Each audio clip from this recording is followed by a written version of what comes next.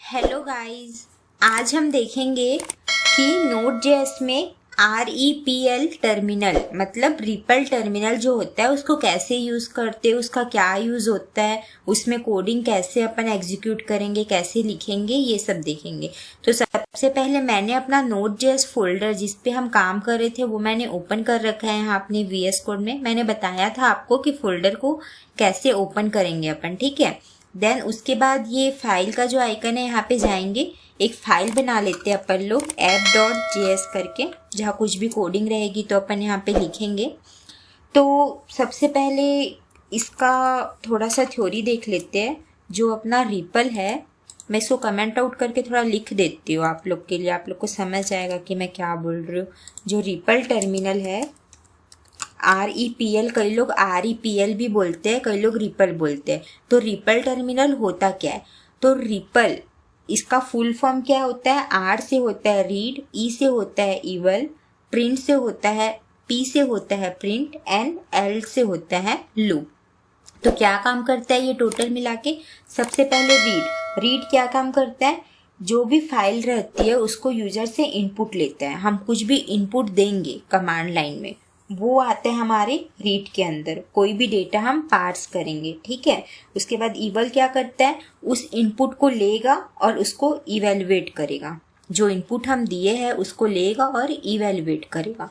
उसके बाद print method क्या करता है? जो हमारा रिजल्ट रहेगा उसको प्रिंट करेगा, मतलब वहाँ पे शो करेगा, वही CMD में ही शो करेगा नीचे। पहले रीड करेगा, जो भी हम यूजर इनपुट दे रहे हैं, हम इनपुट दे रहे हैं जो भी, उसको रीड करेगा। उसके बाद इवेलुएट होगा वो, उसके बाद वो उसका रिजल्ट जो रहेगा वो प्रिंट होगा सॉरी। और फिर क्या होगा? एल से क्या होता है? लूप। ये कब तक चलते रहेगा? मतलब रिपल टर्मिनल एक बार अपन ओपन कर दिए तो वो ओपन रहता है, तो उसको क्लोज करना पड़ता है। तो क्लोज करने के लिए क्या करना पड़ता है? अपने को Ctrl+C दबाना पड़ता है, तो हम उस रिपल टर्मिनल से बाहर आ जाएंगे। अभी मैं आपको सिर्फ बता रही हूँ थ्योरी, अभी हम इसको प्रैक्टिकली करके देखेंगे। तो रिपल, आई होप कि आप समझ गए होंगे कि रिपल टर्मिनल क्या होता है, इसका फुल फॉर्म क्या होता है, रीड, इवेल, प्रिंट, लूप। और अभी इसका प्रैक्टिकल करके देखेंगे तो आप लोग को और अच्छे से समझ आएगा।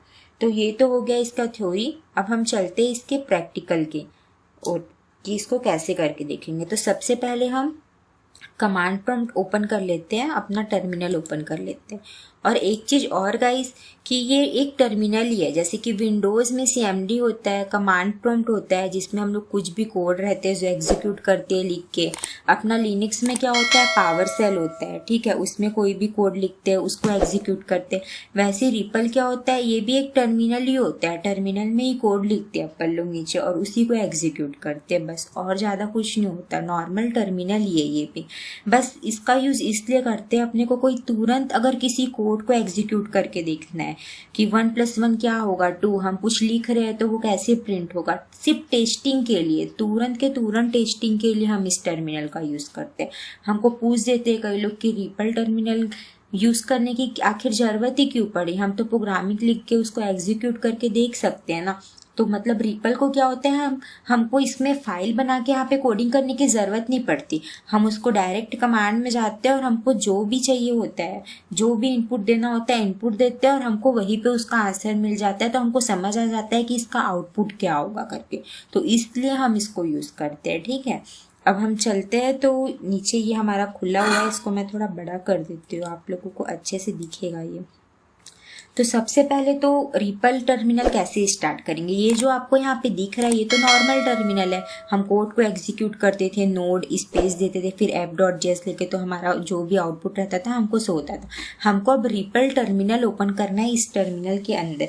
इसके लिए हम क्या करते हैं, यहाँ पे सबसे पहले लिखते हैं NODE, नोड, उसके बाद एंटर करेंगे, ठीक है। तो देखो यहाँ पे लिखा हुआ आ रहा है वेलकम टू Node.js v16.17.1, मतलब कि जो हमारा ये वर्जन है वो वर्जन हमको शो कर रहा है और बोल रहा है कि ये हेल्प के लिए कुछ चाहिए रहता है तो ये हेल्प मेन्यू रहता है, बट ये हमारे काम का नहीं है। बस ये हमको ये जो दिख रहा है ना, ये साइन आपको दिख रहा है ये वाला, इसका मतलब है कि हमारा रिपल टर्मिनल जो है वो ओपन हो चुका है, ठीक है।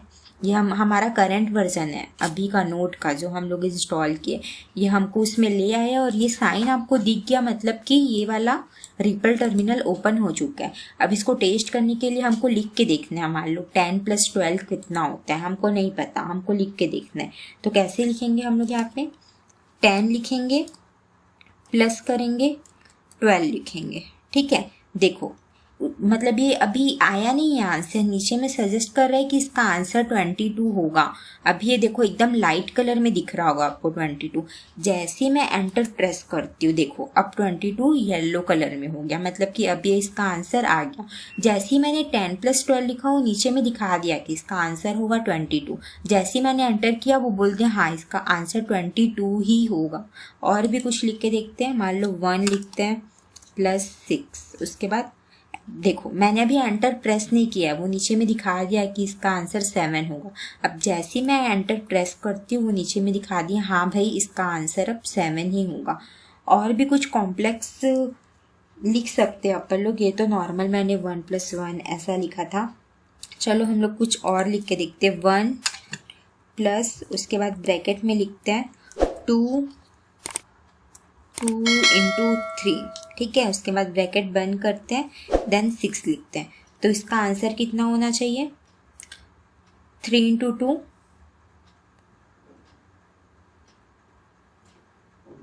6।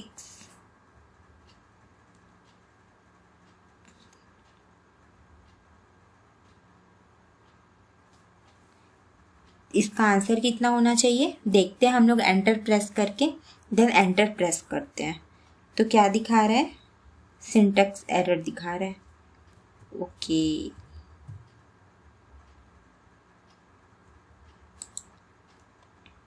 सो हम लोग कुछ यहाँ पे डायरेक्ट ब्रैकेट के बाद 6 लिख दिया है ना, हम लोग कुछ साइन देख के देखते हैं। 1 प्लस लिखते हैं, फिर ब्रैकेट में लिखते हैं 2 × 6, देन ब्रैकेट बंद करते हैं।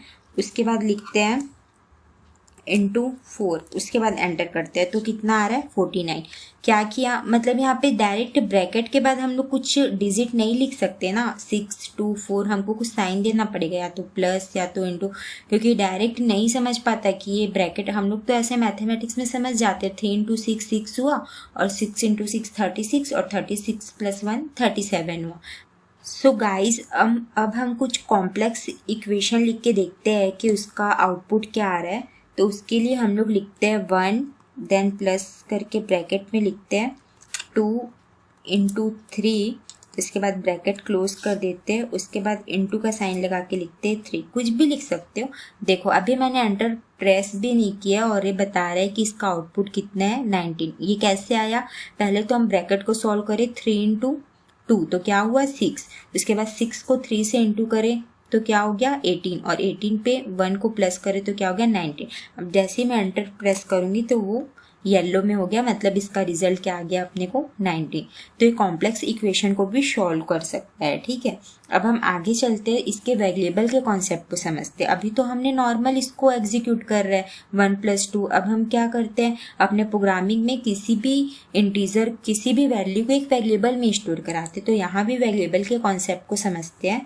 मान लो मैं एक वेरिएबल डिफाइन कर रही हूँ VAR करके, ठीक है। VAR x = मैं ले लूँ 10, उसके बाद मैं एंटर की तो ये आ रहा है अनडिफाइंड। अभी क्यों आ रहा है अनडिफाइंड, तो इसका क्या कॉन्सेप्ट है, अगर हम var वेरिएबल यूज़ करते हैं तो वो क्या करता है, वैल्यू को स्टोर भी करता है और वैल्यू को प्रिंट भी करता है, ठीक है। अगर var वेरिएबल यूज़ कर रहे हैं किसी वैल्यू को स्टोर कराने के लिए, तो वैल्यू को स्टोर भी कराएगा इस वेरिएबल में और उसको प्रिंट भी करेगा। और विदाउट var वेरिएबल मतलब बिना var वेरिएबल के, मतलब कि कैसे, x = 10, उसके बाद मैंने एंटर किया तो क्या हुआ, विदाउट var वेरिएबल वो क्या करता है, सिर्फ स्टोर कराता है वैल्यू को, 10 को x में स्टोर करा दिया बट वैल्यू को प्रिंट नहीं कर रहा था, बिना वेरिएबल के वैल्यू को प्रिंट नहीं करा था। ये आपको 10 जो दिख रहा है सिर्फ आउटपुट है, ये सिर्फ इसमें स्टोर हुआ है बट ये प्रिंट नहीं कराया है। और अगर हम वेरिएबल को यूज कर रहे हैं तो वो क्या करता है, स्टोर भी कराता है और प्रिंट भी कराता है। हम इसको प्रिंट करके देखेंगे आगे कि इसमें वैल्यू आई है कि नहीं। तो अभी मैंने var x is equal to 10 define किया। अब मान लो मैं y इज इक्वल टू 5 लेती हूँ, ठीक। उसके बाद एंटर की तो फिर से क्या आया, ये अनडिफाइन आया, मतलब ये वैल्यू को स्टोर भी करा रहा है और प्रिंट भी कराएगा। हम इसको देखेंगे आगे। मैं इसको थोड़ा और बड़ा कर देती हूँ, आपको अच्छे से दिखेगा जिसके लिए। तो ये और बड़ा हो गया गाइस, ठीक है। तो अब हम यहाँ पे चलते हैं। अब हम क्या करेंगे, जो हमारा x इज इक्वल टू 10 है और y इज इक्वल टू 5 है, हम दोनों का क्या करेंगे, सम। तो हम सम करके एक वेरिएबल ले लेते हैं, इज इक्वल टू, इसमें क्या डालेंगे, x की वैल्यू और प्लस y की वैल्यू, और एंटर करेंगे तो क्या आ गया, देखो x की वैल्यू कितनी थी हमारी 10 और y की वैल्यू कितनी थी हमारी 5। तो x प्लस y करके मैंने इसको सम करके एक वेरिएबल बनाया जिसमें इस वैल्यू को स्टोर करा दिया। तो कितना आ गया हमारा 15 आ गया। तो ये कॉन्सेप्ट समझ आया। अगर वैल्यू को स्टोर करा रहे हम लोग तो वो कैसे स्टोर होगी कि प्रिंट होगी। और अगर हम बिना वेरिएबल के डायरेक्ट किसी वैल्यू को असाइन कर दे रहे हैं तो वो डायरेक्ट क्या होगी, बस सिर्फ प्रिंट होगी, स्टोर नहीं होगी। बिना वेरिएबल के वो स्टोर नहीं होगी, ठीक है। तो ये कॉन्सेप्ट समझ में आया। Sum is equal to x plus y की, तो कितना हो गया हमारा 15 हो गया। अब एक अंडर स्कोर करके भी इसमें एक फंक्शन होता है जिसका हम लोग अभी यूज़ करेंगे। अगर मान लो मैं यहाँ पे लिख रही हूँ अंडर स्कोर, उसके बाद क्या दे रही हूँ, मतलब ये तो फंक्शन का नाम है, इसको हम लोग डायरेक्ट यूज़ करके देखते हैं, ठीक है। एक वेरिएबल लेते हैं सम करके, जिसमें हम लोग अभी किसको डाले, सम 15 को डाले, ठीक है। अब सम को क्या कर रहे हैं, एक वेरिएबल में डाल रहे, variable sum is equal to एक अंडर स्कोर करके ले रहे हैं, ठीक है। उसके बाद क्या कर रहे हैं, एंटर प्रेस कर रहे हैं। तो क्या आ रहा है, अनडिफाइन आ रहा है, क्योंकि मैंने बताया ही आपको अनडिफाइन आ रहा है मतलब कि क्या है, वैल्यू को स्टोर भी कर रहे हैं और प्रिंट भी कर रहे हैं। मैं ये चीज़ आपको बार बार इसीलिए बोल रही हूँ क्योंकि ये दोनों चीज़ में बहुत कंफ्यूज होता है। तो ये सब कॉन्सेप्ट अपने को क्लियर रखना है ताकि आगे चल के ये सब चीज़ों में हमें कोई भी प्रॉब्लम ना आए, ठीक है। तो ये क्या है अभी अनडिफाइन, ये क्या है, अंडर स्कोर है। ये जो मैंने लिखा है अंडर, इसका भी कॉन्सेप्ट होता है इसमें रिपल टर्मिनल में, ठीक है। बार सम इज इक्वल टू मैंने अंडर स्कोर लिखा। अब देखना अब ये मैजिक होगा, अंडर स्कोर में जो ये सम वाली वैल्यू है वो आ जाएगी। वो कैसे आएगी, हम लोग इसको प्रिंट कराते। मैंने आपको क्या बोला कि वेरिएबल में वैल्यू प्रिंट भी होती है और स्टोर भी होती है। तो अब हम लोग चेक कर रहे हैं जो मैंने बोला वो सही है कि नहीं। इसके लिए हम लोग क्या यूज़ करते हैं, कंसोल का यूज़ करते हैं किसी भी मैसेज को प्रिंट कराने के लिए। तो कंसोल डॉट लॉग का यूज़ कर रही हूँ मैं, और ब्रैकेट में लिख रही हूँ सम और ब्रैकेट बंद कर रही हूँ। अब हम देखेंगे इसकी वैल्यू आई कि नहीं। तो मैंने जैसे ही एंटर किया हम देख सकते हैं कि इसकी वैल्यू आ गई 15। मतलब जो ये अंडर स्कोर करके जो मैंने लिखा है यह क्या स्टोर हो गया, जो ये 15 सम आया है, जो मतलब करंट उसका एग्जीक्यूशन होता है, जो भी कोड का करंट एग्जीक्यूशन होता है। मतलब पहले 8 आया, 99, 10 आया, 15 आया, फिर 15 के बाद हम अंडर स्कोर मैथड को यूज़ कर रहे हैं ना। तो इसका जो करंट रिजल्ट होता है, मतलब ये जो 15 वाला रिजल्ट होता है, ये कहाँ स्टोर हो जाएगा, ये हमारा अंडर स्कोर वाले यहाँ मेथड में यहाँ पे आ जाएगा। तो कंसोल डॉट लॉग में जैसे ही हमने सम को दिया, ये वाले सम को जैसे ही यहाँ पर दिया, ये बता दिया कि हमारे सम का रिजल्ट क्या था, 15 था। और ये भी अनडिफाइन आया, मतलब कि ये क्या हो गया, प्रिंट भी हो गया, इसको फिर से भी प्रिंट कर सकते हैं। और ये क्या हो गया, ये हमारा रिजल्ट जो है वो स्टोर हो गया। तो ये हमारा किसका कॉन्सेप्ट था, रिपल टर्मिनल का। इसकी ऑफिशियल वेबसाइट में जाके भी थोड़ा देख लेते हैं वहाँ पे। तो इसकी ऑफिशियल वेबसाइट मैंने खोल रखी है, जैसे रिपल टर्मिनल Node.js की जो ORG की वेबसाइट थी, जहाँ से हम लोग Node.js को डाउनलोड किया था, इसका ऑफिशियल वर्जन को, वहाँ पे हम लोग को सब चीज़ दिया रहता है, बफर वगैरह सबके बारे में आगे पढ़ेंगे। अभी रिपल टर्मिनल पढ़े तो हम लोग देखो इसके बारे में देखते हैं, ठीक है। इसका प्रोग्रामिंग भी होता है, तो अभी तो हम लोग क्या किया, CMD के थ्रू टेस्ट किया। इसकी प्रोग्रामिंग भी होती है बट उसकी नीड नहीं पड़ती हमको जनरली प्रोग्रामिंग में, तो बस देख लेते हैं क्या होता है। तो इसका मॉड्यूल होता है रिपल करके, जिसको हम लोग रिक्वायर फंक्शन से इंपोर्ट करते हैं। मैंने आपको बताया था कि कैसे इंपोर्ट करते हैं, कैसे इंस्टॉल करते हैं, बस वही प्रोसेस है। बस कौन सा मॉड्यूल यूज करते हैं हम लोग, REPL, रिपल, ठीक है। इसके बहुत सारे कमांड होते हैं, dot break, dot clear, dot exit, dot help, dot save, dot load, dot editor, इसमें दे रखा है बहुत सारे कमांड। ये सब की ज़रूरत नहीं है, बस इसका डॉक्यूमेंटेशन है, एक बार ऐसे ही देख लेते हैं। इसमें जो मैं चीज़ आपको बता रही थी वो ये चीज़ है। देखो मैंने आपको बताया कि ऐसी वाली शाइन आती है, मतलब कि क्या होता है, हमारा जो रिपल टर्मिनल है वो ओपन हो चुका है, ठीक है। और ये 1+1 देखो क्या लिखा है, 2 लिखा है। अब ये कॉन्स्ट करके एक वेरिएबल m में क्या डाला है, 2 को डाला है, तो ये अनडिफाइन आ रहा है। अनडिफाइन आ रहा है मतलब क्या है, इसकी वैल्यू इसमें स्टोर हो चुकी है। 2 जो है वो किस में स्टोर हो चुका है, m में स्टोर हो चुका है, ठीक है। उसके बाद क्या किया, ये m में क्या आ गया हमारा, 2 आ गया। तो m में कितना आ गया यहाँ पे, 2, तो 2+1 कितना हो गया, 3। मतलब ये यहाँ पे हो गया कि वैल्यू स्टोर होती है। अगर हम वेरिएबल बनाते हैं तो m में 2 स्टोर हुआ है तभी तो यहाँ पे 3 प्रिंट हुआ है ना, क्योंकि m के वैल्यू को कहाँ से लिया, वो स्टोर हुआ है, तभी तो यहाँ पे 2+1 3 हुआ, ठीक है। तो ग्लोबल एंड लोकल स्कोप दे रखा है, इसके लिए कुछ कुछ मैसेज वगैरह प्रिंट कर रखा है, ऐसे भी देख सकते हैं हम लोग।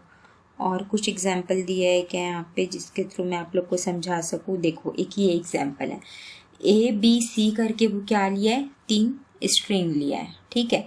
स्ट्रिंग है इसलिए इसको क्या, वो सिंगल कोट के अंदर लिखा है, स्ट्रिंग है। अगर वो इंटीजर होता, मान लो 1 2 3 होता, तो उसको नॉर्मल हम लिख सकते थे। स्ट्रिंग को डबल कोट के अंदर लिखते तो वो क्या होती है, एज अ स्ट्रिंग ट्रीट होती है। तो ABC ये टोटल कितने हैं, 3। तो इसको जैसे ही लिख के वो एंटर मारा तो वो क्या ले लिया, इनपुट में A ले लिया, B ले लिया, C लिया। रिपल टर्मिनल का जो रीड वाला था, जिससे क्या करता है, वो इनपुट को रीड करता है, जो भी इनपुट यूजर देता है उसको लेता है। तो ये हो गया, इनपुट को ले लिया। उसके बाद यहाँ पे क्या लिखा है, अंडरस्कोर डॉट लेंथ। अंडरस्कोर मतलब कि इसका जो रिजल्ट है ABC, इसका जो रिजल्ट है लेंथ का, वो यहाँ पे स्टोर हो चुका है। दिख नहीं रहा है हमको बट वो स्टोर हो चुका है। हम जैसे ही इसको कॉल करेंगे उसके बाद एंटर मारेंगे तो हमारा रिजल्ट यहाँ पे हमको दिख जाएगा। तो ये अंडरस्कोर का मैंने आपको बताया था अभी, underscore dot length.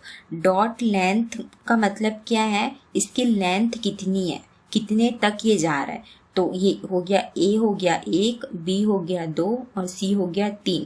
Total length इसकी कितनी है, 3। तो यहाँ पे कितना आ गया, अंडरस्कोर के जगह में 3। तो अंडरस्कोर डॉट लेंथ को जैसे ही हम लोग रन करते वो 3 दे दिया। तो समझ आ रहा है 3 कैसे आया। A है वो अपना 1 हो गया, B है जो 2 हो गया, C है जो 3 हो गया। तो इसकी लेंथ कितनी हो गई, 3, ठीक है। अब यहाँ पे फिर से अंडरस्कोर दे दिया तो ये 3। अंडरस्कोर मतलब यहाँ पे क्या आ गया, 3। उसके बाद प्लस इज इक्वल टू देखे क्या लिखा है, 1। ये हम लोग पढ़े होंगे पोस्ट फिक्स, प्रीफिक्स, ये सब डेटा स्ट्रक्चर में। तो 3 में कितना ऐड कर दो, 1। इसका मतलब क्या है, प्लस इज इक्वल टू का 3 में हमको 1 को ऐड कर देना है। इस लेंथ 3 में 1 को ऐड कर देना है तो कितना आ जाएगा, 4।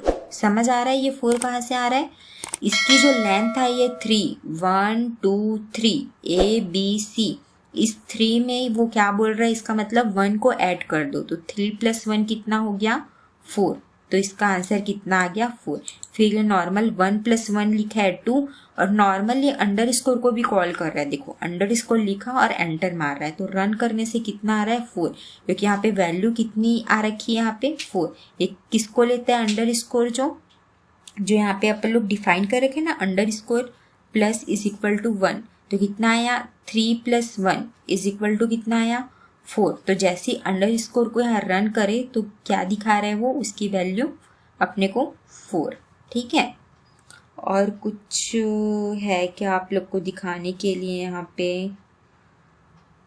और कुछ आप लोग के लिए अच्छा सा एग्जाम्पल एक ये देख सकते हैं एग्जाम्पल हम लोग, जैसे const m is equal to क्या किया है, अवेट प्रॉमिस डॉट रिजॉल्व। ये आप लोग को अवेट फंक्शन मैं बताऊंगी अभी, इसके बाद नेक्स्ट टॉपिक आएगा हमारा कॉल बैक का, उसमें आएगा एसिंक्रोनस और सिंक्रोनस कॉल बैक, तब आपको पता चलेगा जो अवेट यहाँ पे लिखा है वो क्यों लिखा। अभी आप सिंटेक्स में मत जाओ, सिर्फ इस पे जाओ कि इसका एग्जाम्पल ले रहे हैं तो वो कैसे रन हो रहा है। आप सिर्फ इसमें जाओ कि कॉन्स्ट m करके एक वेरिएबल है जिसमें कि वो क्या डाल रहा है, 123 इस वैल्यू को वो डाल रहा है किसमें, कॉन्स्ट m में। तो ये क्या आ रहा है, अनडिफाइंड क्यों आ रहा है, क्योंकि कॉन्स्ट करके एक वेरिएबल है, उसमें किसी चीज को स्टोर कर रहे हैं तो वो स्टोर भी कर रहा है और प्रिंट भी करेगा आगे चल के, इसलिए वो हमको अनडिफाइंड शो कर रहा है। अगर हम कॉन्स्ट को यूज नहीं करते, सिर्फ m इज इक्वल टू 123 लिखते तो वो अनडिफाइंड हमको शो नहीं करता, डायरेक्ट नीचे में आ जाता 123। ठीक है, तो उसके बाद अब ये m में कौन सी वैल्यू डल गई, 123 वाली वैल्यू डल गई। तो वो m को जैसे ही वो रन कर रहा है तो क्या आ रहा है अपने को आंसर में, 123। ठीक है, उसके बाद फिर से डिफाइन किया, वो कॉन्स्ट m में कौन सी वैल्यू डाल दिया, 234। तो ये अनडिफाइंड मिला उसको क्योंकि ये वेरिएबल में स्टोर कर रहा है, ये कॉन्स्ट करके वेरिएबल में। उसके बाद जैसे ही m को रन कर रहा है कौन सी वैल्यू आ गया, 234, ये वाली वैल्यू यहाँ पे आ रही है। यहाँ पे m में 123 डिफाइन किया था तो ये वैल्यू यहाँ पे आ रही थी। तो ये हो गया रिपल टर्मिनल का एग्जाम्पल। मैंने आपको इसको एग्जीक्यूट करके इसलिए नहीं दिखाया क्योंकि मैंने ऑलरेडी आपको करके दिखा दिया, बस ये वही चीज़ है, आपको थोड़ा कॉन्सेप्ट क्लियर करना पड़ेगा। ये सब वही चीज़ है, करते रहोगे तो बहुत ईजिली हो जाएगी। तो क्या है, किसी भी कोड को टेस्ट करना है अपने को तो अपन किसको यूज़ करते हैं, रिपल टर्मिनल को। और तो कुछ यहाँ पे दिया नहीं है, ये ऐसे ही है, m में टेस्ट को डाला है 1, ये सब काम का नहीं है हमारे उतना, ये तो डॉक्यूमेंटेशन में तो बहुत ज़्यादा दिया रहता है। फिर भी पढ़ना चाहो तो एक बार पढ़ सकते हो, और अपने नॉलेज के लिए बहुत ब्रीफ में दे रखा है इसमें। मैंने आपको सिंपल वे में समझाया है।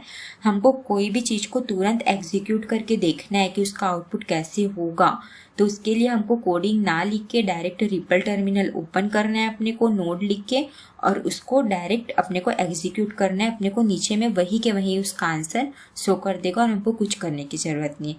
आई होप गाइस आप लोगों को मेरा वीडियो पसंद आया होगा। प्लीज़ मेरे चैनल को सब्सक्राइब करना, वीडियो पसंद आया होगा तो लाइक करना, और मिलेंगे हम नेक्स्ट वीडियो में। तब तक के लिए बाय बाय गाइस।